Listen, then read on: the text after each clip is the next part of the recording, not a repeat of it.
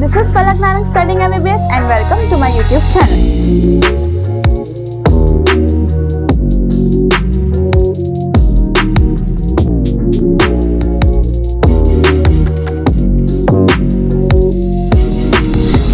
Continue करते हैं हमारे रेस्पिरेशन एंड प्लांट्स वाले चैप्टर को। जो मेजर चंक जो है चैप्टर का वो ऑलरेडी हम लोग ने फिनिश कर दिया है। अब जो छोटे मोटे इंपॉर्टेंट टॉपिक्स कुछ इधर उधर है वो हम लोग सिर्फ कवर करेंगे। तो स्टार्ट करते हैं रेस्पिरेशन एंड प्लांट्स के साथ। इससे पहले मैं कुछ बोलूँ, I want you to answer me some questions. सबसे पहले हम लोग करेंगे रेस्पिरेशन के अंदर हम लोग ने कितना एनर्जी निकाली, अभी तक हम लोगों के पास कितनी एनर्जी आई, इसका जवाब आप दोगे। सबसे पहले हुआ था ग्लाइकोलिसिस, दूसरा हुआ था लिंक रिएक्शन और तीसरा हुआ था हमारा क्रेब्स साइकिल। ये तीन मैंने आपको बताई थी और हर में आप बताओगे एनर्जी कितनी मिली हमें। ग्लाइकोलिसिस में हमें मिले 2 ATP और 2 NADH2, ठीक है। लिंक रिएक्शन से हमें मिले 2 NADH2। क्रेब्स साइकिल 2 बार घूमी थी तो हम लोगों को टोटल कितने 6 NADH2 मिले थे, 2 FADH2 मिले थे, FADH और 2 ATP। तो टोटल हमारे पास एनर्जी कितनी आई। अगर ये नहीं समझ में आ रहा है, मतलब आपको रिएक्शंस नहीं आते, तो पहले वो वाली वीडियो देखो। एक NADH2 से कितनी ATP बनती है, 3, तो 2 से कितनी 6 बनेगी। इधर भी 6 ATP, इधर 18, इधर 1 FADH से कितनी बनती है 2 ATP, तो इधर 4 बनेगी और इधर ये 2 तो 2 ही है। तो टोटल कितनी हुई हमारे पास 38 ATP हुई, आप काउंट कर लो। अब मैंने आपको ये तो बता दिया, पर अब मैं आपको बताती हूँ कि ऐसा आइडियल कंडीशंस में होता है। What do I mean by ideal conditions. हमने जब ये सब करवाया था तो हमने कंडीशंस को अपने हिसाब से रख दिया था। 3 कंडीशन मैं आपको बताऊंगी, ठीक है। पहली कंडीशन के जो ग्लाइकोलिसिस, TCA, लिंक रिएक्शन, ये सब चीज़ें हमारे सीक्वेंशियल और ऑर्डरली मैनर में चल रहे हैं।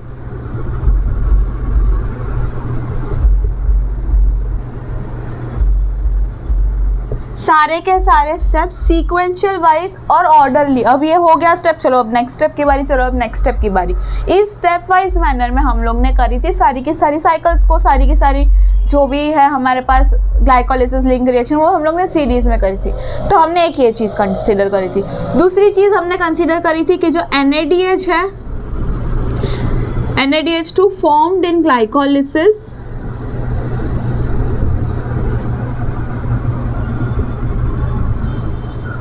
goes to the mitochondria for oxidative phosphorylation।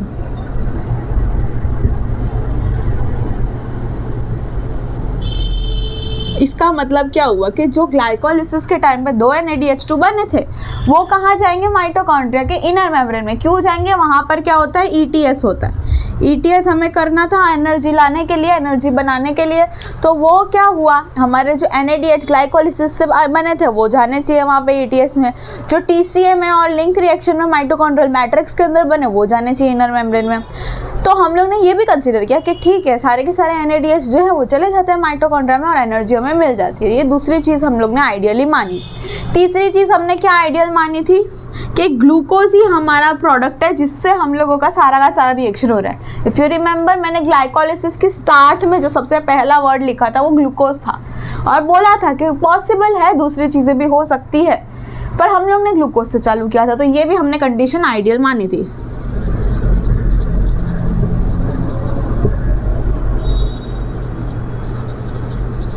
तो हम लोग ने कौन सी 3 कंडीशंस को यूज़ करके ये सारी की सारी रेस्पिरेशन करी? सबसे पहली के सारे सीक्वेंशियल और ऑर्डरली मैनर में हो रहे हैं स्टेप्स। दूसरी, जो भी NADH2 बन रहे हैं वो माइटोकॉन्ड्रिया में जा रहे हैं इनर मेम्ब्रेन में अपने आप एनर्जी को बनाने के लिए। और तीसरा कि ग्लूकोज ये है जो प्रोडक्ट हम लोग ने यूज़ किया आगे स्टेप्स को करने के लिए। पर रियलिटी में ये आइडियल कंडीशंस फॉलो नहीं होते। एक एक को मैं ब्रेक डाउन करके बताती हूँ। सबसे पहला, सीक्वेंशियल और ऑर्डरली मैनर। ऐसा ज़रूरी नहीं है बिल्कुल भी कि स्टेप बाय स्टेप रिएक्शन चलेगी। एक मिनट, ऐसा नहीं है ज़रूरी कि स्टेप बाय स्टेप सारी की सारी रिएक्शन सीक्वेंशियल मैनर में या ऑर्डरली वो होगी। एक साथ 2 स्टेप साइमल्टेनियस भी हो सकती है, नहीं भी हो सकती है। जो एंजाइम यूज़ हुए उसमें बहुत सारे फैक्टर्स डिपेंड करते हैं, तो ज़रूरी नहीं है कि हर बार जैसा हमने रिएक्शन पढ़ा है वैसा का वैसा हो। पर हमने क्यों पढ़ा? क्योंकि हम लोगों को ईजीएस्ट वे वही लगता है उसको पूरा सम अप करने के लिए। तभी आपको पूरी रेस्पिरेशन समझ में आई है, पूरी सम अप हो गई है। नहीं तो अगर मैं बोलूँ कि ये ग्लूकोज हेक्सोस बना रहा है, ग्लूकोज ये भी बना रहा है साथ में, और ग्लूकोज कभी नहीं भी बना रहा है कुछ भी, तो ऐसे कुछ समझ में भी नहीं आएगा आप लोगों को।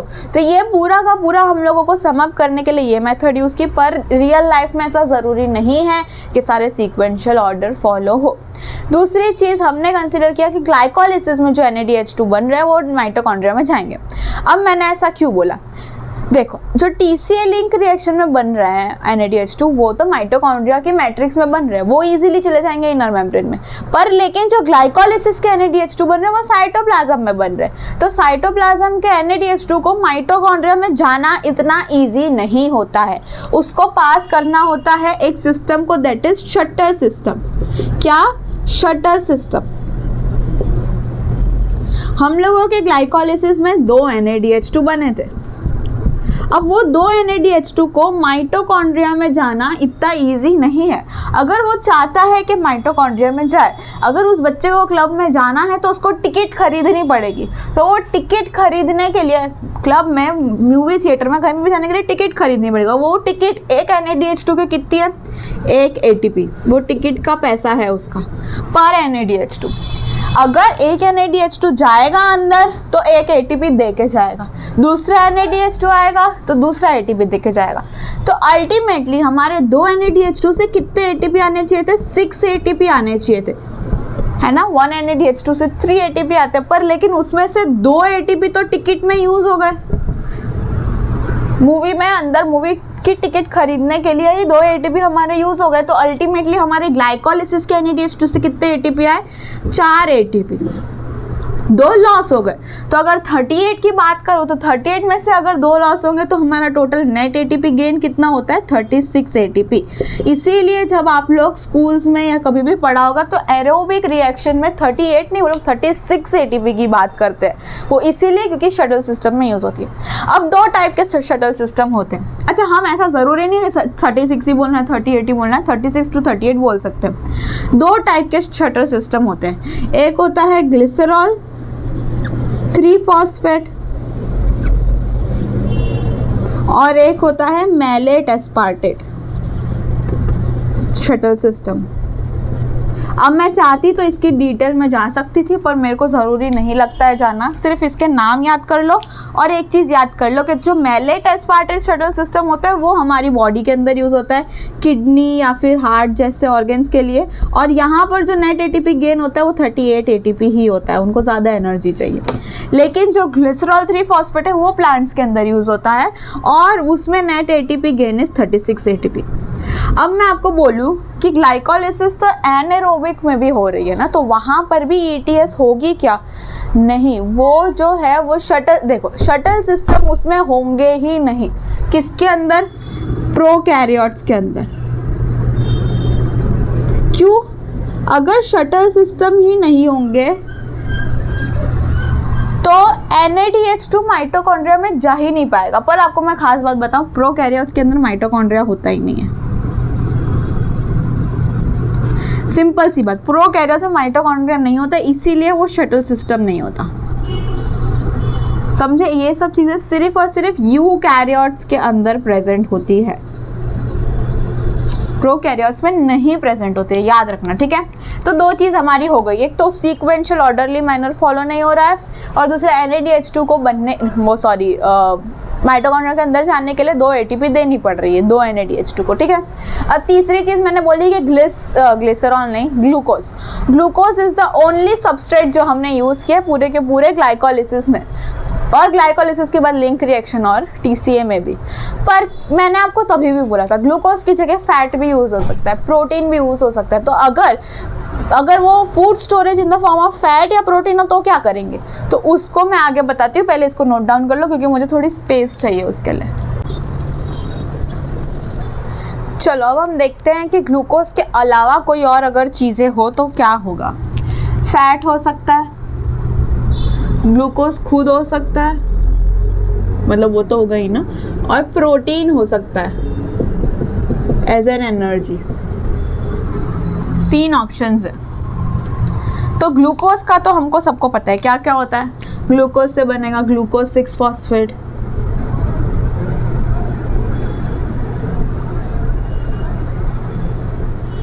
फ्रक्टोज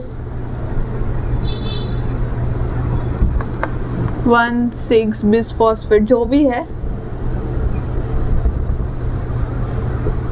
लास्ट में क्या बनता है, पायरुविक एसिड। उससे पहले एक और ऐड कर लो, ग्लिसरैल्डिहाइड 3 फॉस्फेट।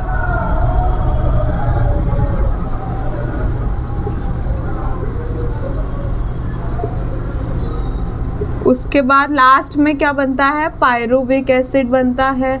उसके बाद लिंक रिएक्शन होता है, एसिटाइल कोएंजाइम A बनता है, और TCA साइकिल होती है इधर। ये नॉर्मल ग्लूकोज हो तब ऐसा होता है, पर अगर मेरे पास ग्लूकोज ना रह के फैट हो तो मैं क्या करूँगी। तो फैट सबसे पहले ब्रेक डाउन होता है, तो किस में ब्रेक डाउन होगा, फैटी एसिड एंड ग्लिसरॉल में। ये तो सबको पता है, नॉर्मली इतने में ही होता है, फैटी एसिड और ग्लिसरॉल में ब्रेक डाउन होता है। तो जो फैटी एसिड है वो कन्वर्ट हो जाता है इनटू पायरुविक एसिड,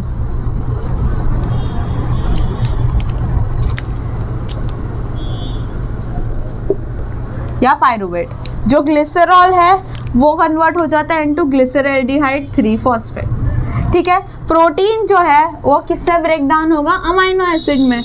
अब अमाइनो एसिड डिपेंड करता है, वो या तो पायरुविक एसिड में कन्वर्ट हो सकता है, या एसिटाइल कोएंजाइम में कन्वर्ट हो सकता है, डायरेक्टली क्रेब्स साइकिल के अंदर भी जा सकता है। वो डिपेंड करता है प्रोटीन के ऊपर किस टाइप का अमाइनो एसिड बन रहा है। पर अभी एक बार के लिए पायरुविक एसिड याद कर लो, और fatty acid, I am so sorry, pyruvic acid नहीं, एसिटाइल कोएंजाइम में कन्वर्ट होता है, ठीक है। अब मैं आपको एक बात बोलती हूँ ATP के बारे में।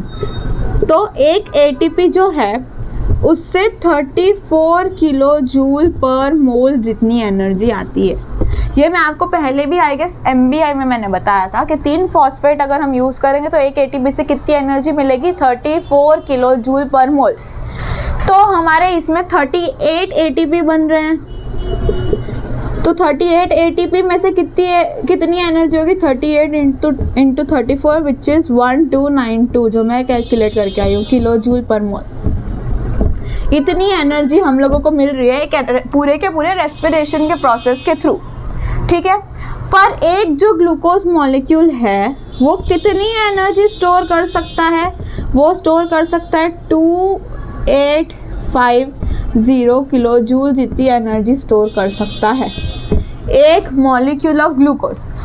तो इसका नेट हमारे पास परसेंटेज है, नेट एफिशिएंसी कितनी हुई, हमारे पास टोटल ATP कितनी है डिवाइड बाय कितनी स्टोर हो सकती है into 100 which is equal to 45%। ये याद रख लो, खाली 45% इसकी एफिशिएंसी है। This is 1270 by the way. Answer 45% ही, वो तो मैंने याद रख लिया, आप भी वही याद रख लो। एक इम्पॉर्टेंट टॉपिक स्टार्ट करते हैं, उससे पहले you will tell me difference between fermentation and aerobic respiration.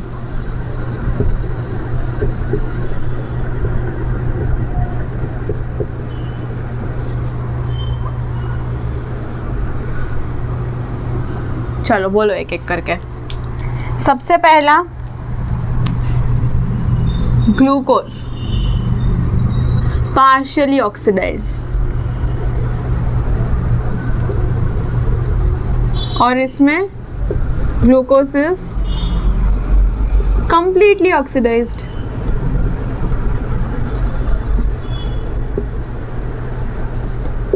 दूसरा पॉइंट, ये बताओ ऑक्सीजन किस में चाहिए?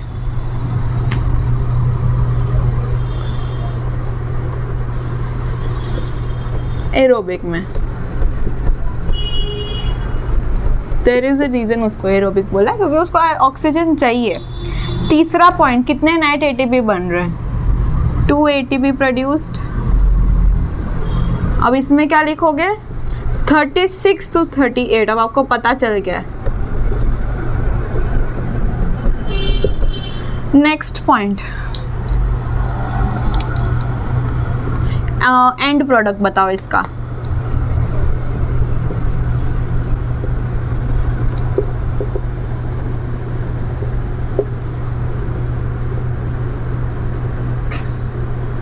और इसका CO2 एंड H2. ये सब ऑलरेडी हो चुका है, खाली एक मैंने लिखवाना है इसलिए लिखवा रही हूँ, और कुछ नहीं, मैं बता चुकी हूँ पहले ही. एक लास्ट पॉइंट है जो शायद आपको नहीं पता होगा कि NADH2 जो है उसका जो यूटिलाइजेशन होता है वो बहुत स्लो होता है, और इसमें NADH2 का यूटिलाइजेशन इज़ वेरी विगरस. ठीक है, these are the differences between aerobic respiration and fermentation और एनारोबिक रेस्पिरेशन. चलो, will move on to respiratory question which is a very important topic. चलो, let's move on to our important topic, that is respiratory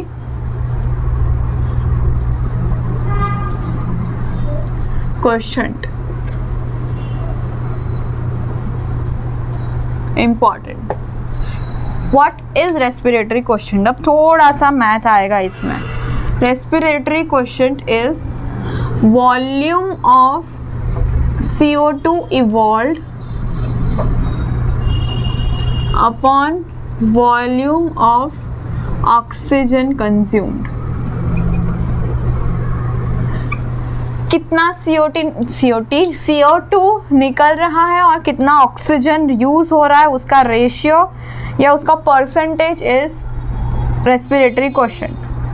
तो सबसे पहले हम glucose ही पढ़ते हैं, तो ग्लूकोज के साथ ही शुरू करते हैं. क्या रिएक्शन होता है? C6H12O6 plus 6O2 will give 6CO2 plus 6H2O plus energy. तो आप इस फॉर्मूले को यूज़ करें तो नंबर ऑफ या वॉल्यूम ऑफ CO2 इवॉल्व कितना, ये नंबर लिखना है मोल्स, तो 6, और O2 कितना यूज़ हो रहा है 6 विच इज़ 1. तो इसकी RQ की वैल्यू कितनी हो गई? 1. अब RQ की वैल्यू डिपेंडिंग ऑन कौन सा सबस्ट्रेट आप यूज़ कर रहे हो. अभी तो हमने ग्लूकोज यूज़ किया, फैट यूज़ कर सकते हैं हम लोग, एनारोबिक रेस्पिरेशन यूज़ हो सकता है. तो RQ can be less than 1, RQ can be equal to 1, RQ can be more than 1. In fact, RQ can also be 0 और RQ can also be infinity. और ये सब आपको याद रखने हैं इसके एग्जाम्पल जो मैं अभी बताऊंगी. 2 ऐसे कंडीशन है जो मैं आपको बताऊंगी. RQ is less than 1. ऐसे नहीं, ऐसे करते हैं. एक ग्लूकोज है, अगर वो यूज होगा तो RQ की वैल्यू कितनी आएगी? 1. अब अगर मैं यूज करूं सक्यूलेंट प्लांट तो उसकी RQ की वैल्यू कितनी आएगी? 0. अगर मैं यूज करूं एनारोबिक तो उसकी RQ की वैल्यू कितनी आएगी? इन्फिनिटी. इन्फिनिटी कैसे हुई मैं बताती हूँ. देखो, एनारोबिक प्लांट में ऑक्सीजन यूज ही नहीं हो रहा है, समझे? जो ग्लूकोज है वो ग्लूकोज है, वो डायरेक्टली कन्वर्ट हो रहा है CO2 में और अल्कोहल में या फिर लैक्टिक एसिड में, वॉटेवर. तो CO2 तो बन रहा है पर नीचे ऑक्सीजन यूज ही नहीं हो रहा है, तो डिनोमिनेटर में कुछ आएगा ही नहीं, 0 आएगा. तो anything divide by 0 is infinity, इसलिए एनारोबिक का इज इन्फिनिटी. अब ऐसे आप इसको याद कैसे रखोगे, ग्लूकोज का 1 ये तो सबको याद रहता है, सक्यूलेंट का 0, सक्यूलेंट प्लांट या जीरोफिटिक प्लांट्स जो होते हैं, अब उधर इतनी गर्मी होती है, अगर उनको हम लोग ग्लास दे दे एक जूस का जूस बना के एक ग्लास उसको दे दे सक्यूलेंट प्लांट को, तो वो कितना प्यासा होगा, क्योंकि वहाँ पे इतनी गर्मी है, पानी ही नहीं होता, एक्स्ट्रा डाल दो उसको जूस, वो फट से 1 सेकंड में सारा का सारा जूस खत्म कर देगा, सक करके पी जाएगा। तो कितना जूस उसके पास ग्लास में बचा, 0, बिल्कुल भी नहीं बचा।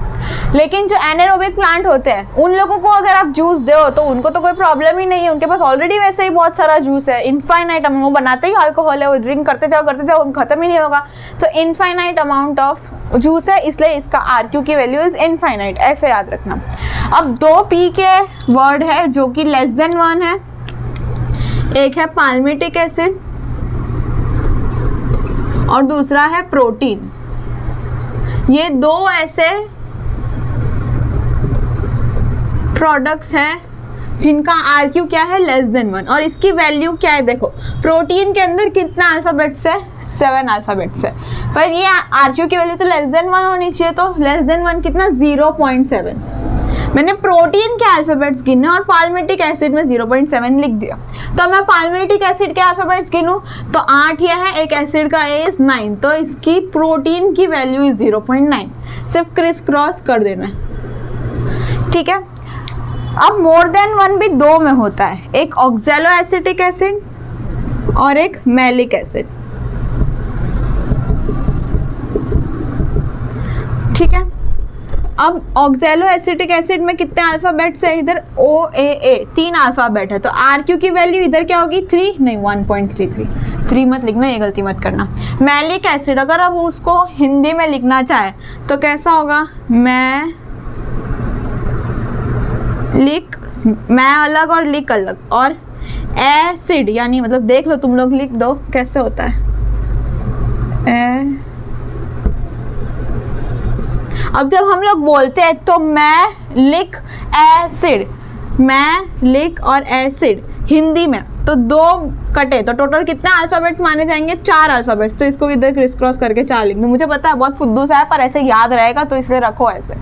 तो क्योंकि इसके क्वेश्चंस आते हैं, डायरेक्टली पूछा जाता है कि कौन सा ऐसा है ऑक्सैलो एसिटिक एसिड का RQ बताओ, तो क्या लिखोगे, अगर आप कुछ 4 याद ही नहीं रहेगा तो बहुत इंपॉर्टेंट है, ऐसे क्वेश्चंस आएंगे, पूछेंगे 1.33 किसका, oxalo acetic acid, malic acid, तो बहुत ही इंपॉर्टेंट है, ठीक है। एक बार रिवाइज कर लेते हैं, RQ 1 किसका होगा, ग्लूकोज का, 0 किसका होगा, पाल्मिटिक एसिड का, इनफाइनाइट किसका होगा, एनारोबिक प्लांट्स का, उसके बाद 0.7 किसका होगा, प्रोटीन में 7 अल्फाबेट्स है तो इसलिए पाल्मिटिक एसिड का होगा 0.7, और 0.9 होगा प्रोटीन का। मोर देन 1 में देखें तो 1.33 होगा मैलिक एसिड का और 4 होगा ऑक्सैलो एसिटिक एसिड का। With this we are done with complete respiratory system. थोड़ी एक और 2 मैं बात बताऊंगी खाली, उसको करके फिर खत्म करते हैं चैप्टर को। चलो लास्ट चीज, अगर कोई भी ऐसा प्लांट है जो एनारोबिक से एरोबिक रेस्पिरेशन में कन्वर्ट होना चाहता है तो उसको बोलते हैं हम लोग पास्चर्स इफेक्ट, और अगर कोई प्लांट को एरोबिक से एनारोबिक में कन्वर्ट करना हो तो उसको बोलते हैं क्रेब्स ट्री इफेक्ट। अब ये क्यों होना होता है इनको वो जानने की जरूरत नहीं, सिर्फ ये नाम याद रख लो, पास्चर्स इफेक्ट और क्रेब्स ट्री इफेक्ट। चलो इतना ही बोलना था और बस ख़त्म करते हैं अब ये पूरे के पूरे रेस्पिरेटरी वाले चैप्टर को। इतना इजी था, खाली इसको हार्ड बना के रखा, इतना हार्ड है नहीं, थोड़ा कॉम्प्लेक्स है पर एक बार समझने की कोशिश करो ना तो बहुत इजी है और बहुत स्पेसिफिक क्वेश्चंस आते हैं इसके। अभी तुमको वहाँ पर पूरा का पूरा पाथवे बनाने का तो नहीं बोल सकते ना वो MCQ क्वेश्चंस में, एग्जाम में थियोरी में आ सकता है फिर भी, पर लेकिन वो भी मैंने आपको फुल लर्न करवाया है सारे के सारे वीडियोज़ में। अब सारे क्वेश्चन सॉल्व कर लो फिर उसके बाद नेक्स्ट चैप्टर पर बढ़ते हैं। With this I will finish my chapter and my video. I'll meet you in my next one. Till then, bye bye.